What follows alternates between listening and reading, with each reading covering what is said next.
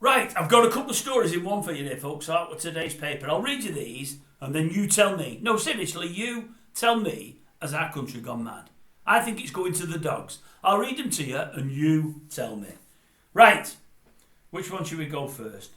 Anti-Israeli protester Heba Haliek, who proudly wore a paraglider sticker celebrating Hamas's October the 7th terrorist atrocity, walked free from court despite being found guilty under the Terrorism Act.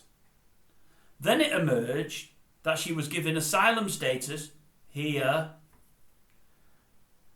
after claiming that she fled Gaza under threat of persecution by, you'll never guess it.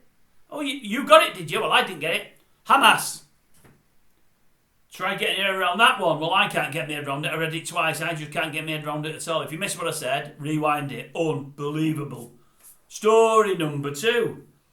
A Somali refugee who took her 3-year-old British girl to Kenya for barbaric female genital mutilation has been jailed. A mean nose sentence came as it emerged.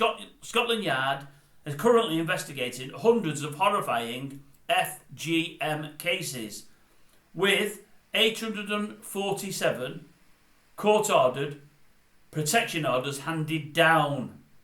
Noor, 40 years of age, flew to Africa and took the child to a house for the procedure in 2006. It came to light 12 years later when the girl told her teacher.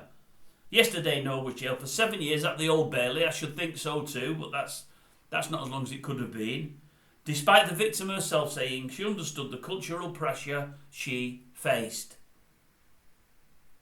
Mr Justice Simon Bryan sentencing described the offence as an abhorrent and horrific act. I've said that wrong, but I don't know how to pronounce that. Mother of 7. 7? How many of them were girls? How many of them's had it done, I wonder? Noor, from Harrow, moved to Britain aged 16 and was given refuge status in 2003. She is the first person convicted of taking someone abroad for FGM. No doubt there'll be more, and I hope there's a lot more. And I would say, firstly, it's barbaric, whether they've got religions or not. Why on earth are they doing it? I've said this on here before. If they're doing that over there to women, the guys should also suffer the same fate. Let someone get a blunt knife to their knackers and cut them off. If they think it's alright doing it on young girls and women, let them have it done to themselves, and then everything's great, everyone's fine. But it's all one-way traffic and it's not on. But also I say, if they come to this country, I say they, I know it sounds racist, I don't mean it's be racist, I mean people that are tapped in different ways. If they, and I say they again, I say, and I'm still not racist, come to this country, they live by our ways and our laws. We don't cut bits and pieces off women. If we do, we're classed as nutters, or leading up to killers and serial killers, and we jail them for life. We used to hang them, we just jail them now. Absolutely crazy. It's like the one before it. We're just giving refuge to anybody and everybody to do what they want to do in this country, and it's mad. I've got no problem with people coming over here. I've got no problem with people who really being persecuted and are really in fear of their life coming over and staying here. No problem at all. But when we're getting people carrying out these barbaric acts over here, and people that are murderers and people that are supporting terrorism, I just can't understand it. I mean, how on earth when that person, the first story's gone to court with a badge on, showing a delight in what happened, what Hamas did to the Israelis there all them months ago, and then we find out she's only got status here because she says she's feared of her life, she's run from Hamas. We obviously know that's a lie, like the guy the other week that got asylum because he said he turned to Christianity, and then a couple of years later decided to throw acid or something similar in a young lady's and children's face. Crazy.